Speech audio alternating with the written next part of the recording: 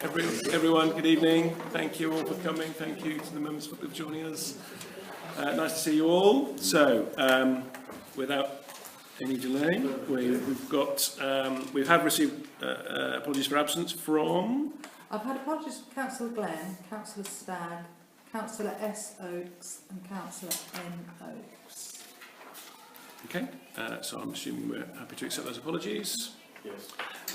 And we now need to receive and consider any declarations of interest, so the usual disclosable pecuniary interests, other interests or requests for dispensation. The clerk already knows what he knows. Yes. As is everybody present. And you also know mine. Yep. Okay, so we have an opportunity for members of the public to participate if they would like to. Have you got anything you want to share with us? No, I think it was just to try and find out what's happening. Okay. Okay, great. So then, in that case, the next agenda item is to receive an update from the Neighbourhood Plan Working Party. Okay, well, I mean, very simply put, basically, the neighbourhood plan, as it stands at the moment, with the 7 sites, we've now got the consultancy, we've got the planners, and it's finished. Well, 1 or 2 small points that have to be done with the planner and the maps and things like that, but the general gist of what's in there now is the end product. That's it. Well, we don't. I mean, the neighbourhood plan that everyone has seen and has been voted on in the past still has all the 7 sites in, doesn't it? Yes, it does. And so does our essays, and so do the planners. Yeah. At this moment in time, this sits with the original neighbourhood plan. There is no changes at all. So there's. So it's complete. Apart from, as I say, I think there's a map missing and 1 or 2 points that we have to give Nick. But as far as everything else is done, it is now in a position with the consultants and the planners and all the work we've got. We have the letters from the various developers, etc., etc. Everything is there, and we just need to put it together properly, and Nick will do that anyway, because that's part and parcel of what he does. And we can then either move forward with that if you want to. It's entirely up to you. Okay. Back to us. It's back to you. I mean, I don't know how much people have seen of the communications that have come out this week, but I mean, I think that's a slight oversimplification, Peter, with respect, because, I mean, the advice we've had from the planning consultant is that he feels that the way that it's written at the moment is going to give problems, particularly with the Cotterstock Road site. So I think, and again, I think people are probably all aware that we've arranged a meeting with our planning consultant to come in and talk to us face to face next Monday. Again, I mean, I think, you know, please, I'm not trying to contradict you at all, but please chip in if you think I'm saying something that's not the case. The reason I say that is that obviously we had a working party meeting last week. We did. Where we were voted on to keep the plan as is. Yeah. By 3-2, so that's what I'm presenting. Okay. That is what I present, that's what I've been voted on, and therefore, as far as I'm concerned, that is what you voted on that working party, so there's no need to go any further. However, and I understand where you're coming from, we have had notes from Nick, I understand that. Tony and I worked together to put a synopsis together that you can all understand on that basis. Mm-hmm. But if the council wants to go with that plan, then anything else falls away anyway. Yeah, but I think we your decisions, not ours. I can't say to you, well, we should do this. I've got what Nick says, yeah. And so has Tony, and we understand what Nick says. My personal opinion, if you want my own personal opinion, this is a load of rubbish. It won't get through ENC. Well, that's the concern, yeah. And, so, and I think that was the concern that everyone at the working party had. That's what we were told to do, and we have done that tonight. We presented it to the council as the working party said we should. Right. So anything else is then a matter for the council to say, right, what are the alternatives? We can't say that Yeah. because the working party voted on that Yeah. plan. Yeah. If people want to know the alternatives, then obviously we can explain them. Okay. I mean, I think there was only the three of us who were actually at that working party meeting. I mean, my take on it is that I think the meeting failed to really get to a consensus in terms of the way forward. I think everyone in the room felt that the neighbourhood plan, as it is at the moment, is going to fail at the same hurdles that it did last time with the NC, and it's not going to progress in its current state. So I agree with you, Peter. That's what you just said, and I agree with you. What we didn't find a way to is to how we felt that should be changed in order to be an acceptable way forward with the NC. And I'll be honest, I still have no idea what that answer is, because I have no idea how we move forward with the NC, which comes on to the next point, which we're going to come on to in a minute, in terms of what our response to the NC is. David, did you want to say something? Well, I think it's slightly difficult in a sense, because the way that the agenda itself is written.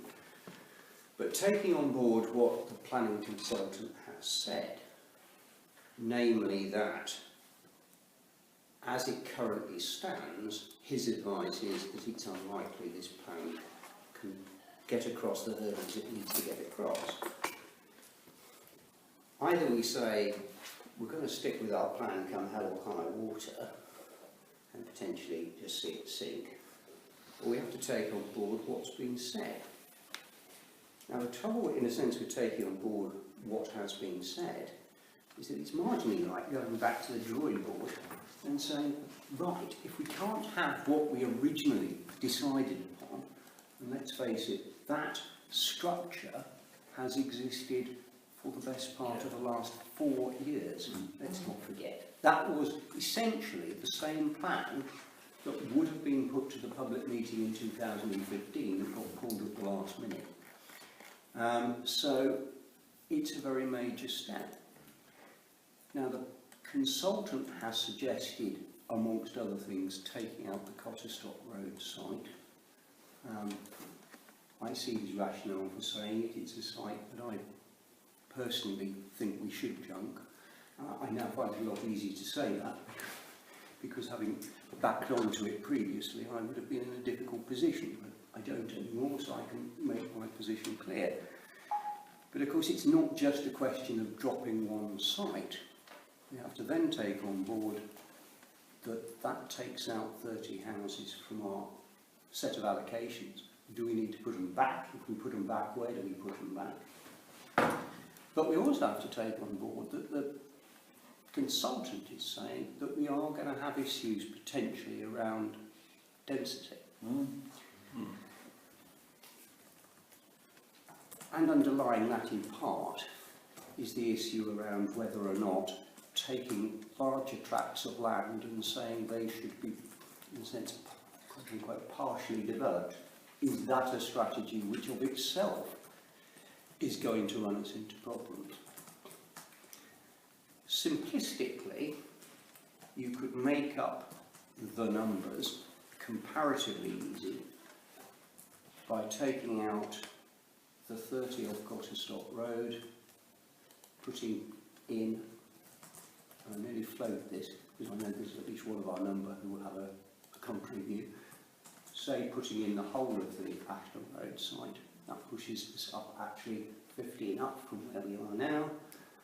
You could then take off the Wakeley site on the basis that it's only 10, and if we adopted the same rationale as ENC, that sites of sort of 10 or less should be considered as windfall sites, then you just about balance yourself off. There's extra capacity on the Stoke Doyle Road site, so you could play around there without being hugely different to where we are now ourselves. And in any event, and whilst I'm on the subject, ENC themselves arguably have difficulty, because in RNOTP The Stoke Doyle Road site is identified as a potential site for 230 houses. Their plan says 70. I think ours from memory says 50. Yes, it does. So, if they're saying that underdeveloping a site is a problem, just how exactly do they propose to explain away that? So I'm less worried about the partial development side of it than I might. And there's certainly scope for playing around with where potentially we put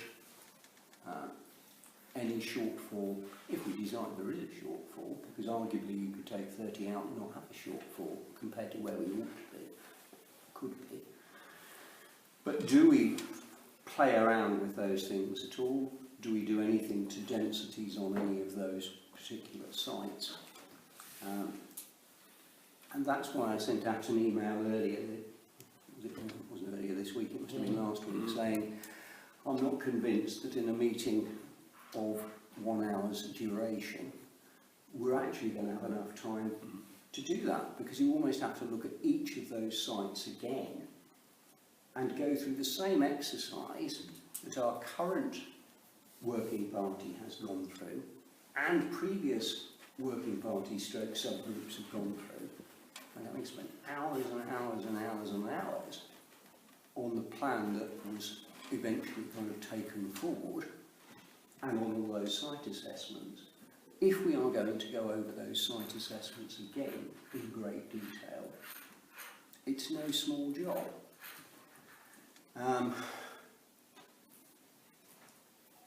We have the advantage, if you can call it that, of taking on board the work that ENC have done. We've seen now what they said in their site assessments. We can see what they said about some of the sites that we've included, why they're unhappy with them and so on. We can either take that on board or not. I think some of their reasoning is distinctly flawed. But it's a major exercise if we don't simply rubber stamp the existing plan.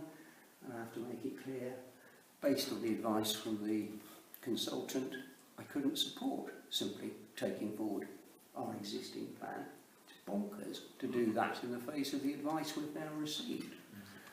Therefore, we need, if not to go back to the drawing board, we need to sit down and plough our way through this as a council. But we've got to do it relatively quickly. Sorry, Mark, you're right.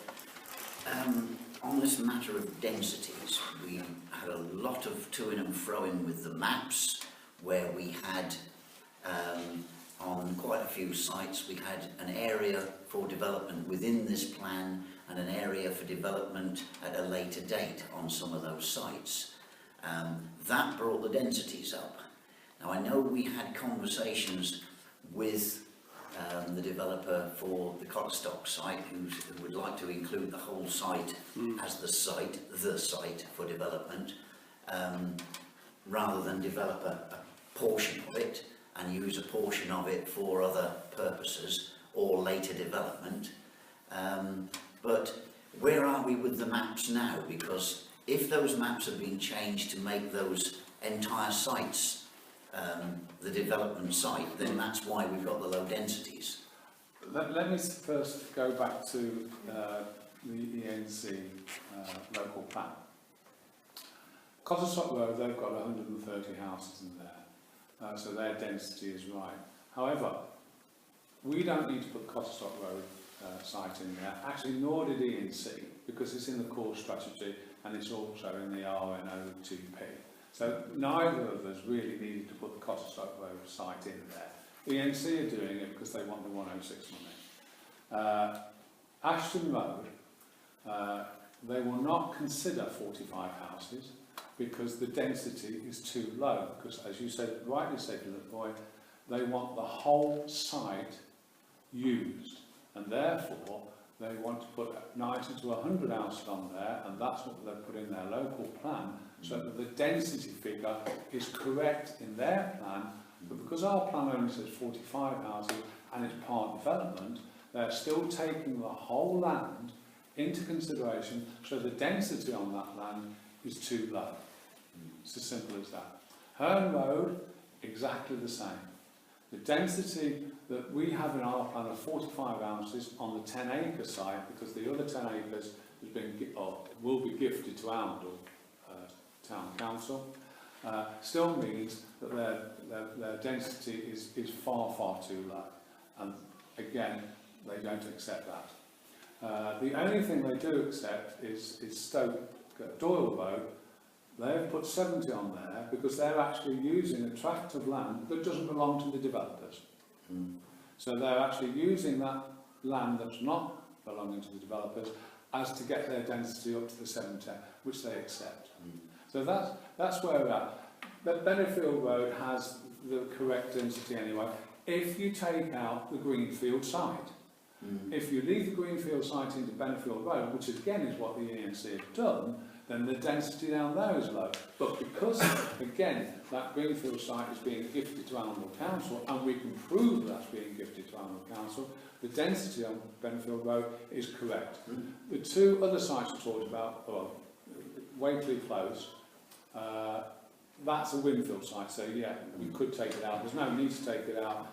And Millersfield could be also used as a Winfield site as well. Yeah, but But again, we don't need to take it out. seems to me they're arguing at cross purposes here, because they're happy to accept that there's an extension to the cemetery and that land is not used for development but is used for an extension to the cemetery.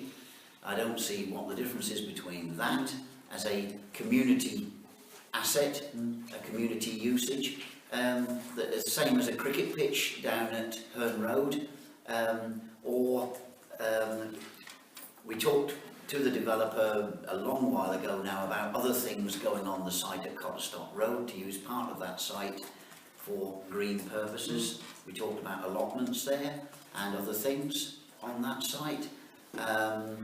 They talked about some sports pitches on there at one stage. All of those things, and the same with the very big site on the Bennyfield Road. An area of that, a large area of that, was going to be set aside for recreational use. Which it still is. Which we, and again, they seem as if they've accepted that. No. So it seems strange to me that they can rule out some sites on the basis of low density by including the whole site, when in others they're happy to accept that part of that site won't be developed straight away. It's part of it will be for recreational purposes or other purposes, and they will have their density eventually if the site off Ashton Road, if that site were eventually fully developed, but not within this plan, but the next phase of development would include that, then they would have the density. And the other thing is, some of the sites, and the cemetery site on Stoke Doyle Road was one of them, where we were looking at larger properties. We had a mix, we had a good mix of everything from affordable housing right the way through to some very large developments. And the Stoke Doyle Road development was to be in keeping with the kind of development that's next door, the other side of the cemetery, in Warren Bridge, where there's some very nice houses there.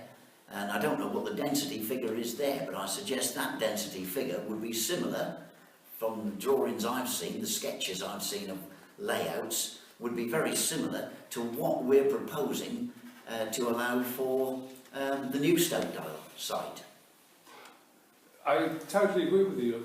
The problem is that the rules change, and ENC are dictating to us what they want, and we can't get, and we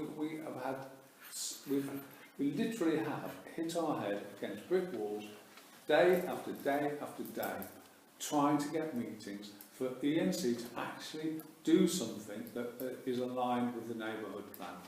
They're only interested in those 3 sites. They don't care about anything else. So we have a choice. We either bring the density on the sites that we want to keep up to the density that is required by the new ENC rules, or we don't. So we have to say right. Do But we they're keep? not consistent No, within no. themselves. Boy, we know that. Send the maths in and say Listen, Tony. Hello. How many times have we put maths into them? Maths. About the density and about the houses and where they are. Yeah. Honestly, you will not believe how many times we've done but this. it's looking Even just at- like incompetence. It is incompetence. They are totally incompetent, and they want to be totally incompetent. All they want to do is push the local plan through. They're not interested in outlook. The problem is, you see, is that all the other towns have accepted their local plan because it actually fits in with what they do. They don't think of Oundle as a separate entity, as we do. So the problem we have is that we need to think outside the box and think, well, okay, we know that there are certain areas that we want to develop because of what we can get as a council from those developments. And I'm talking about the cemetery, the greenfield side, the cricket pitches, the allotments and wild parks from Miller's Field. So we have to look at ways around that and at ways of increasing the density on those sites to make sure that we get it through. Now that could mean, and I've actually gone back to the consultants and I know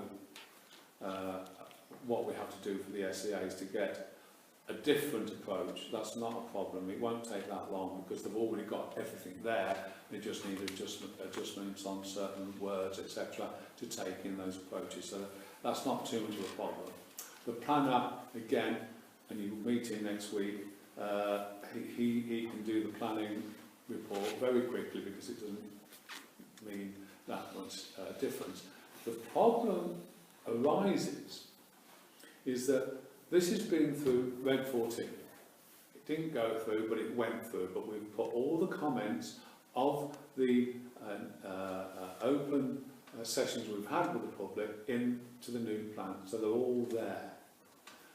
The problem we have, and this is where we're not 100% certain, I can't give you a guidance on this tonight, is whether if we say, well, we're not going to go with Ashton Road at all, we're not going to go with Cotterstock Road, we're going to do A, B and C instead, whether we have to go back and do another public consultation. I haven't got those details at the moment in. I know Tony would probably be able to help me more with that, because he's got the graphs and everything else like that there. So there is a way around it, but the problem we have, and David alluded to this as well, is the timescale. And again, Tony will tell you about the timescale, because the local plan will then be published before our plan. Even if we get it done within the next 4 weeks, and it is possible if we change direction and we put it through, we could actually do it in 4 weeks, because all the background work is already done.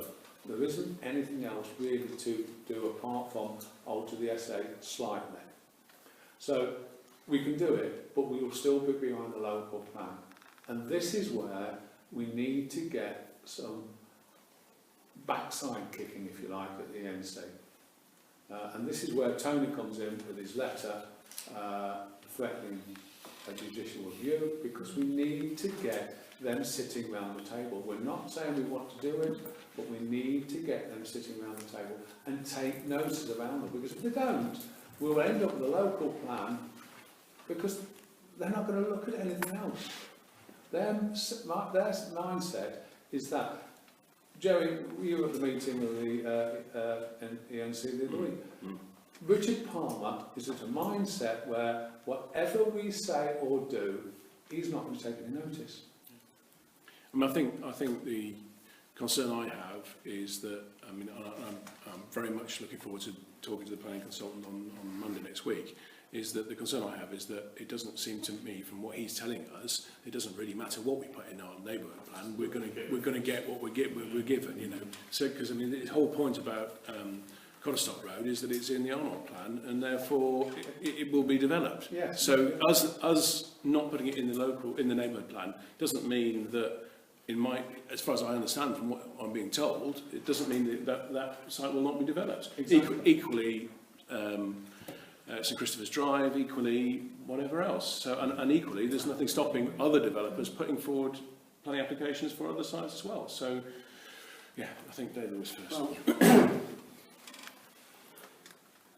I have to say, well, first of all, if the local plan, when it happens, does not allocate a particular site for development, the probability is it wouldn't get planning permission going forward. That's the whole point of having a local plan in place.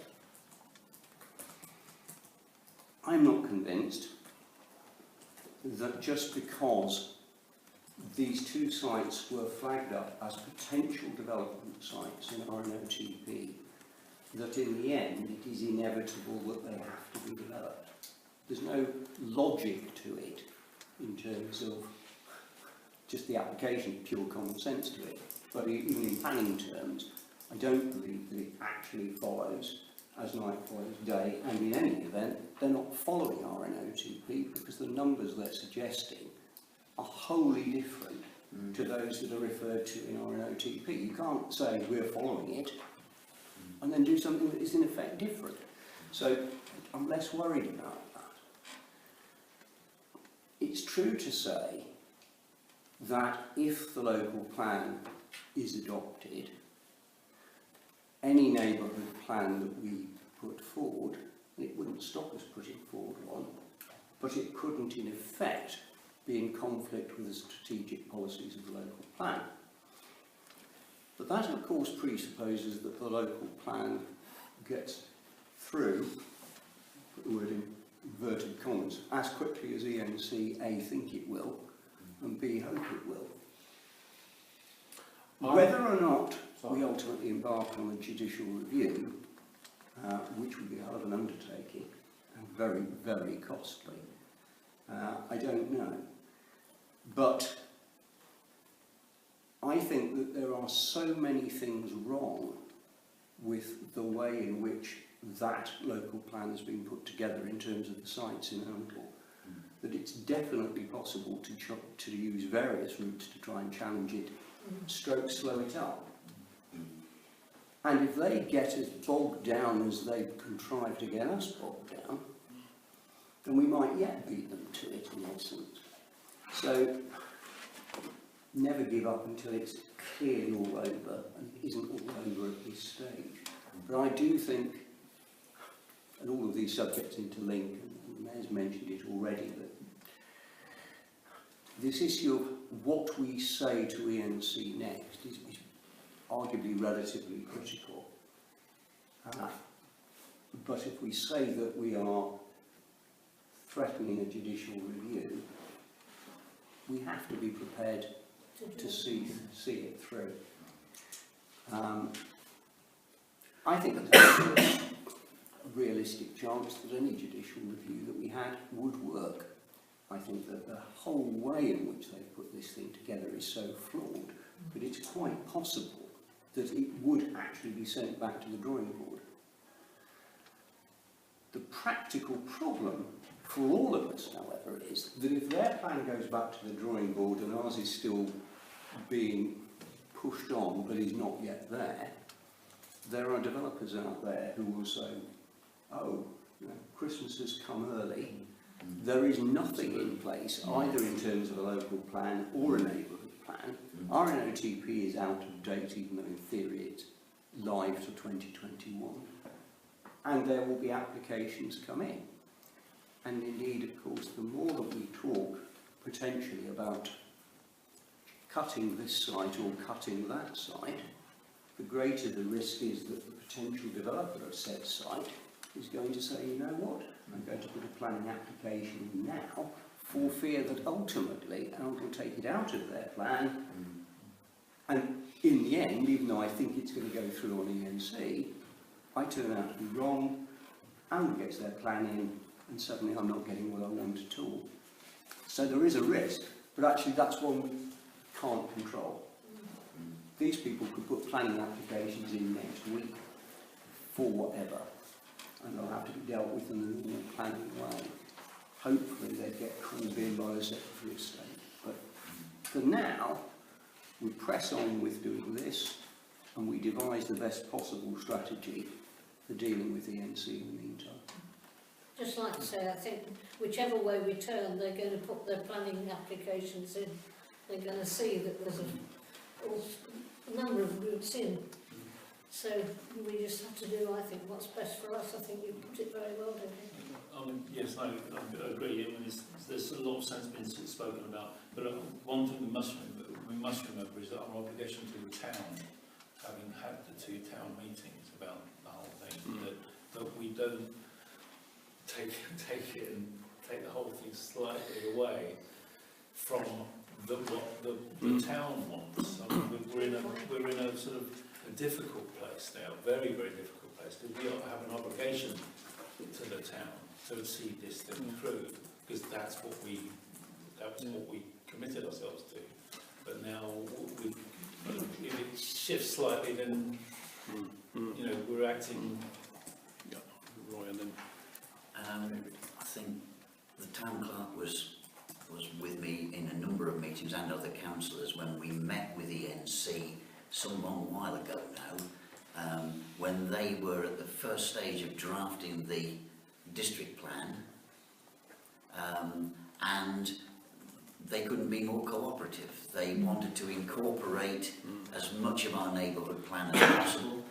They wanted the district plan and our plan to absolutely knit together and be as one. But they did stress to us then that we had to act immediately. They did tell us that they had warned us previously of delays.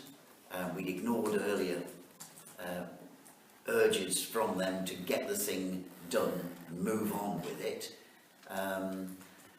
Now, whether that's what's caused their U-turn, I don't know, but it's clear from what you're telling us that there's been a huge U-turn in their attitude towards our plan and towards Oundle within their district plan, because they were certainly, weren't they, totally cooperative with us and asking for our thoughts and taking all the things we said on board. And I think David wanted to say something. Sorry, David, you want to say? Well, it's slightly linked to we're sort of having 2 conversations now, because I've got to answer your question and you've got to answer somewhere else. But I'll carry on. I think dealing with the town is very important. I think that we've got lots of mechanisms there.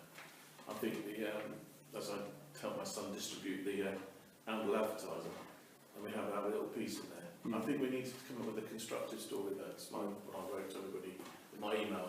We need, I mean, how do you guys feel about today? You've come in here, did you feel better informed about what's happening? If you don't mind addressing this. I still feel you're not getting very, very far. Anywhere that I can help you. No, it's just getting your opinion. The fact that we're trying. I mean, what we're trying to say is, as a council, we are trying really hard to get this through, and we are being completely frustrated. We have the message coming through. I'm only half getting the message of what your expert Nick Griffin is saying. If he is an expert, I think you really ought to be going with him. Yes. And going back to the initial plan does strike me as very foolish. I think that's a silly way to... I think you have to get your skates on, otherwise they just see you as a bunch of amateurs. That is what they said to us, or I wasn't at the meeting in Stratford, but that is what they were essentially saying. They, at the meeting we tried to clarify. We had difficulty in getting a meeting with them. They didn't want to do that. They made every excuse. They haven't got the rooms for it being done up. When we did have the meeting, we pressed them, as you know, my interest is in the Bennyfield, particularly the north side,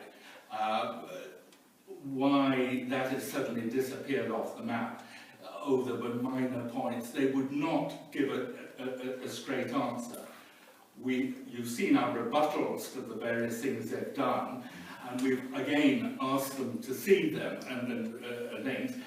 There's no sign of them wanting to speak to us at all. I think that's the trouble. And so I think we need to have a conversation with the town on a monthly basis, which is what you want to do, and which is what we're doing. And at the same time, my view is, apart from the dutiful review, isn't there some ombudsman?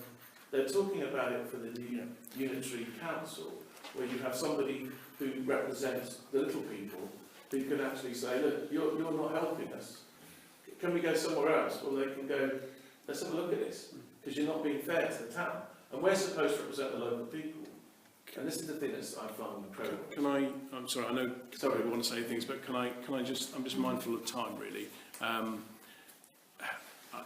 We could spend another half an hour to talk about this, and we won't have then moved on to the next item, which is how we respond to ENC.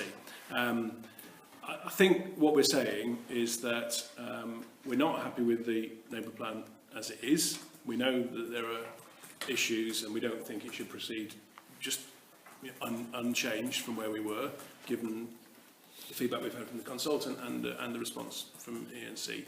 We've got the meeting with the consultant on Monday. I'd encourage anyone who can make themselves available for that to come along and talk to the consultant whilst we've got him here, so you can actually ask your questions face to face. Whether irrespective of whether you're in the working party or not, if you can make it, I would suggest that a good opportunity for people to be a bit more informed about what alternatives are. That's 10 a.m. here. 10 a.m. Sorry, here, James. yeah, it is, yeah. So I would suggest that that's realistically all we can do tonight. Is let's say we know we need to move it forward as soon as possible. We know that what we've got is probably not quite right at the moment, but we're going to talk to Nick Griffin on Monday and see if we can find a way forward, or a better informed way forward. If that's okay, I mean, if anyone really urgently wants to say something else, then fine. But if not, I would like to go on now to the letter to ENC. I would just like to say, if you don't mind, David's dead right. The ENC plan will not get through the examiner. There is absolutely no way that's going to get through. So we know that's going to be knocked back, but we still have got to go through our processes, and we have a time limit. You can't go on for months and months and months. We've done this in 9 months, which I think is a bloody good timescale to actually get it done to this stage. I know that given the authority on alternative options, we can get it back to this council within 4 to 6 weeks at the outside. Okay. And with Tony, you haven't said anything. I'm supposed to be saying something. Peter, I acknowledge all that. I think that's great. And I mean, but we need to have decisions on which way to go. but we can't make decisions when we haven't got the information available, have we, to us? So, I don't think we can do anything more tonight, can we? Well, it's just that, I mean, as I say, I have chatted to the consultants and I do know a way forward, but it has to be on the council. It's up to you. But if you want to go on to the letter, that's fine. Just before you go, have you got a room booked for them? Okay. I don't know. Have we got a room booked for Monday? Sorry? No, I forgot. Well, shall I book this room? Yeah. Because if more councillors want to come, then we've got a bit more space. Well, you've got Phil Stern and Jake Lawes coming as well. Thank you, David. And it does strike me, we've got a meeting on Monday, which a number of people will attend. I'm not going to be able to do it in the middle of the working day. We are probably going to have to put this on the agenda for the next full council meeting. Following on from that, but Peter's right. We're going round to a degree in circles. We actually start needing to get to the position of saying our new idea is X, Y and Z. I think David's right. I think we have to go to the public and explain why the position has moved on from that which we were telling them in the church not all that long ago. And essentially it's moved on for 2 reasons. We're now more aware of what ENC are doing, the basis of it and so on, and to some degree where they are with us. But we've also got the actual planning advice.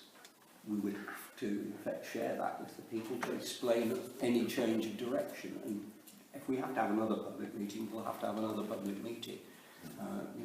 The advertiser, the Oracle, the notice boards, what have you, isn't a substitute ultimately for doing that. The town meeting's not very far away now, is it? So, I just want to pick up again on the other point that David mentioned about the Ombudsman. Councillors will recall that I was talking about the Ombudsman literally months ago. And I've sat very patiently, in a sense, trying to see what ENC do, and whether they can act in a way that kind of reassures me. Every month that's gone by, far from being reassured, they have simply gone further and further down in my estimation in the way that they handled it. And I know it's slightly leading into the next discussion that the Mayor wants us to have in terms of where we are on the agenda. But it seems to me that what we arguably should be doing is putting together an X number of bullet point letter that is a formal complaint to ENC, which will be followed up by in the absence of a satisfactory resolution of this complaint, there will be a formal complaint to the local government ombudsman. Local government doesn't like having the ombudsman look at it, and it likes it even less if it gets its knuckles rapped. And it certainly isn't going to help their plan if the local government ombudsman comes down on like a ton of bricks about the way that they've handled this whole thing. And the worst aspect of it all, and Councillor Sparks has alluded to it, I sat in on meetings with representatives from the NC. I had them in my house and we've discussed it. And Councillor Sparks is right. They led us to believe that all was hunky-dory with our plan and that they would back us. And even when they got to the point of saying, well, actually, because of the way that things have changed, you've got to change your plan, it was still, we want to work with you, we'll develop a joint plan. And what have they done? They haven't listened to one thing we've said. They have simply gone off on their own furrow, whatever it is, for whatever reason it is, and produced a plan that they know full well does not have the support of this council and does not have the support of this town. Now, if that is not a ground for going to the local government ombudsman, nothing is. And that really has to be the next port of call. Maybe judicial review is something further to be put into the mix, depending on how they take forward this issue. But for now, I would say that if we're writing letters to ENC, we should be writing a letter which does formally make a complaint about procedure, about the assessments, about the fact that we have not been dealt with fairly. And I think that's what upsets me most of all. They simply tell us one thing and then go off and do something completely different. It's almost like one letter can do both things, couldn't it? With slight adjustments. I think it's a change of emphasis, perhaps, and maybe right at the end there might be the indication that if, at the end of all of this, they're determined to plough ahead with what we would call a deeply flawed plan, that we really wouldn't feel that we had any alternative but to consider legal action such as a judicial review to prevent them inflicting a damaging plan on this town. I think the Ombudsman is right, because I think it's drastic, but it's not over drastic. Do you know what I mean? It's the honourable thing to do. It's what you would expect someone in our position to do as the next thing. Rather than also doesn't cost us anything, which is you're not in the sense we can resolve it without spending a huge fortune. I'd rather do that than spend a huge fortune, but if we have to, we may have to. So if we were to do that, then could we Tony, take your letter, reword it as David suggested, put it together in time for the next full council meeting for approval to go forward. Is that the right thing to do, do you think? When is the next full council meeting? 2 weeks' time? I think there needs just one other thing about communication. I think this is a classic case where we should perhaps think of modern communication methods to get something done quickly as a group.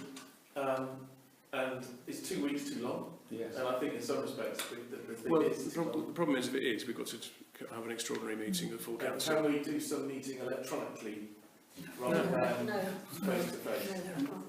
Unfortunately, however attractive that might be, Right. however logical it might be, You can't. local government regulations Yeah, basically it's prevent not us just- running meetings in that way, not least because members of the public who want to sit there and hear us debate Yeah, that's these fair. things can't join in our private emails. It's something I've worried about because there's an awful lot we Too much done do on on email. email. This is the one case where I think you would... No, Well, No, no, You can't do there's a- it. there's a way. Unfortunately. It can't happen anyway. You can't have it anyway. That's fair enough, let's move on. No, I mean, there are things that, with given time, you can do, which is shared with the public, but I think we are making effective use of emails to develop Yes, the I think so. things that we need to bring to council, but ultimately we then need to bring them to Bring it to council. You can't. No, that's fair enough. You know, I think, I don't think what has been done in recent days is inappropriate in terms of what the working party have done. They've held meetings here, they've communicated with emails between each other, but the point is we then bring it to council then so that it's all in the public. Can I just say, the next planning meeting of the ENC is on the 12th, Yeah. and I would really, really dearly like to have that letter in for that meeting. Okay, well, if that's the case, then we'll need to put an extraordinary meeting in early next week to approve it. It's on the website, it's on the 11th. Is it the 11th? Yeah, you'll struggle to have time for that, because your only day you've got would be the Monday. Yeah. Now, the planning meeting on the 11th... Their meeting on the Tuesday. Is the planning meeting on the 11th? Well, you've only got Friday, too late for that, We sorry. haven't got time. Yeah. But the planning meeting on the Not complying 11th with our rules. will not have this as an agenda. No, I know it won't, but Yeah, if so we if haven't we've had a if bit they've more got the time. letter of complaint and the ombudsman in there, that they will have to take notice on that night Yeah. in any other business. So I'm thinking in terms of a game plan, we will gain more if we can get them to change the LP2 Yeah. and get our allocation in it, Yeah. than if we frustrate LP2 so it doesn't go through. So I the think worst danger for us is neither the neighbourhood plan or LP2 go through. Yeah. So any strategy that we have should be trying to protect LP2, that it goes through, but it has our content in it. And as we've had pointed out to us, that even if we had the neighbourhood plan in front of the LP2, LP2 would take precedence over the neighbourhood plan. Yeah. So they could, even when we've got something in ours, they can write something else in theirs. Yes. And then, of course, we know that other thing that has been spoken of earlier is the developers can put in submissions irrespective of what goes in the heading.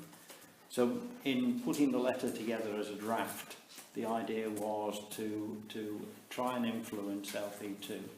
You know, it's trying to get them back to the table Yeah. to talk about LP2. And therefore, timing of the letter is crucial.